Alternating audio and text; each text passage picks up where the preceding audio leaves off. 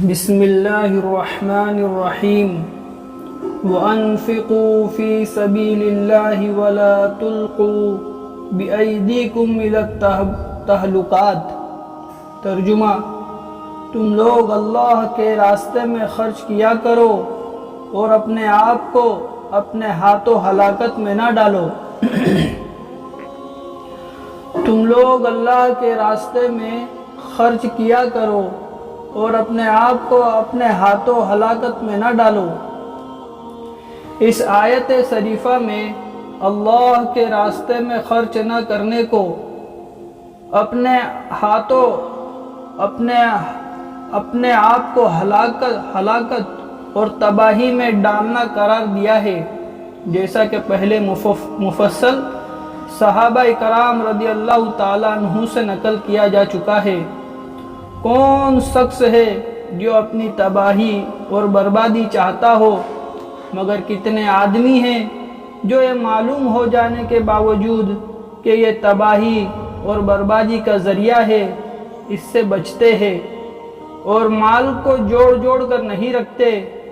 اس کے سوا کیا ہے کہ غفلت کا پردہ ہم لوگوں کے دلوں پر پڑا ہوا ہے اور اپنے ہاتھوں ہی اپنے آپ کو ہلاکت میں ڈالتے جا رہے ہیں۔ الشیطان یعیدکم الفقر ویعمرکم بالفحشاء واللہ یعیدکم مغفرۃ منہ وفضلا واللہ واسع علیم۔ ترجمہ: تم شیطان کو محتاجی اور فقر سے ڈراتا ہے۔ شیطان تم کو محتاجی اور فقر سے ڈراتا ہے اور تم کو بری بات یعنی بخل کا مشورہ دیتا ہے، اور اللہ تعالیٰ تم سے خرچ کرنے پر اپنی طرف سے گناہ معاف کر دینے کا اور زیادہ دینے کا وعدہ کرتا ہے۔ یعنی اگر مال خرچ کریں گے تو دو وعدے ہیں، ایک تو اللہ گناہوں کو معاف کرے گا، اور دوسرا کہ جو مال خرچ کیا ہے اس میں اللہ اور زیادہ دے گا اور زیادہ دینے کا وعدہ کرتا ہے۔ اور اللہ تعالی وسعت والے ہیں، وہ سب کچھ دے سکتے ہیں، کچھ جاننے والے ہیں، خوب جاننے والے ہیں، نیت کے موافق ثمرہ دیتے ہیں۔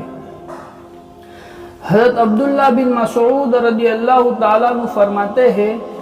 کہ حضور اقدس صلی اللہ علیہ وسلم نے ارشاد فرمایا کہ آدمی کے اندر ایک تو شیطان تصرف کرتا ہے یعنی خیال ڈالتا ہے، اور ایک فرشتہ تصرف کرتا ہے کہ شیطان کا تصرف تو برائی سے ڈرانا ہے۔ شیطان کا تصرف تو برائی سے ڈرانا ہے، مثلا صدقہ کرے گا تو فقیر ہو جائے گا وغیرہ وغیرہ، اور حق بات کو جھٹلانا ہے، اور فرشتے کا تصرف بھلائی کا وعدہ کرنا ہے اور حق کی بات کی تصدیق کرنا ہے۔ جو اس کو پاوے یعنی بھلائی کی بات کا خیال دل میں آوے تو اس کو اللہ کی طرف سے سمجھے اور اس کا شکر ادا کرے، اور جو دوسری بات کو پاوے یعنی برائی کا خیال دل میں آوے تو شیطان سے پناہ مانگے۔ اس کے بعد حضور اقدس صلی اللہ علیہ وسلم نے شیطان سے صلی اللہ علیہ وسلم نے یہ آیت شریفہ پڑھی، یعنی حضور اقدس صلی اللہ علیہ وسلم نے اپنے ارشاد کی تائید میں یہ آیت شریفہ پڑھی، جس میں حق تعالی شانہ کا ارشاد ہے کہ شیطان فقر کا خوف اور فحش باتوں کی ترغیب دیتا ہے اور یہی حق کا جھٹلانا ہے۔ یعنی شیطان اگر خیال ڈالے، کس بات کا خیال ڈالے گا؟ شیطان فخر کا کہ غریب ہو جائیں گے اگر مال خرچ کریں گے، اور اگر کوئی اس کو جھٹلا اور اس کی یہ بات کو کوئی جھٹلاوے شیطان کی تو یہی حق ہے۔ حضرت ابن عباس رضی اللہ تعالی عنہ فرماتے ہیں کہ اس آیت شریفہ میں دو چیزیں اللہ جل شانہ کی طرف سے ہے اور دو چیزیں شیطان کی طرف سے ہے۔ شیطان فقر کا وعدہ کرتا ہے اور بری بات کا حکم کرتا ہے، یہ کہتا ہے کہ اللہ مال خرچ نہ کر احتیاط سے رکھ. شیطان کیا دل میں بات ڈالے گا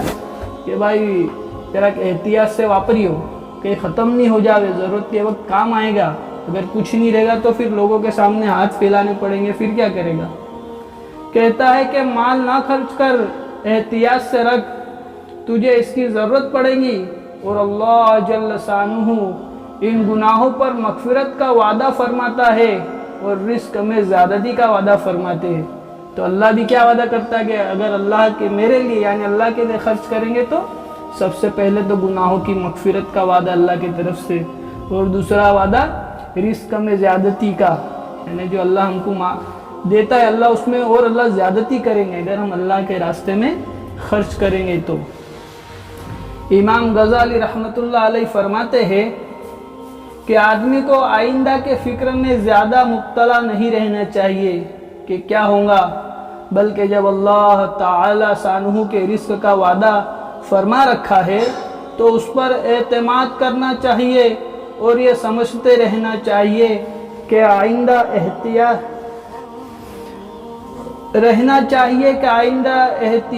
احتیاط کا خوف شیطانی اثر ہے, جیسا کہ اس آیت شریفہ میں بتایا گیا. وہ آدمی کے دل میں یہ خیال پکاتا رہتا ہے کہ اگر تم مال جمع کر کے نہیں رکھیں گا تو جس وقت تو بیمار ہو جائے گا یا کام کمانے کے قابل نہیں رہیں گا یا کوئی اور وقتی ضرورت پیش آ گئی تو اس وقت تو مشکل میں پھنس جائے گا اور تجھے بڑی دقت اور تکلیف ہوں گی, اور اس خیال کی وجہ سے اس کو اس وقت مشقت اور خوفت اور تکلیف میں پھنسا دیتا ہے اور ہمیشہ اس تکلیف میں مبتلا رہتا ہے, اور پھر اس کا مذاق اڑاتا رہتا ہے کہ یہ احمق آئندہ کی موہوم تکلیف کی ڈر سے اس وقت کی یقینی تکلیف میں پھنسا رہا ہے. یعنی آئندہ تکلیف آئیں گی وہ کیا بتا محتم تکلیف میں ڈر سے وقتی آئندہ کی تکلیف کے ڈر میں مبتلا رکھ کے اس وقت کی تکلیف میں بھی اس کو یعنی کہ مینٹلی ڈسٹرب کر کے رکھتا ہے کہ جمع کی فکر میں ہر وقت پریشان رہتا ہے. یعنی جمع کر کے رکھو, اس کی ٹینشن الگ ہوتی ہے اس کو, اور آئندہ کا فکر سوار رہتا ہے. سبحان اللہ و بحمدہ, سبحانک اللہم و بحمدک.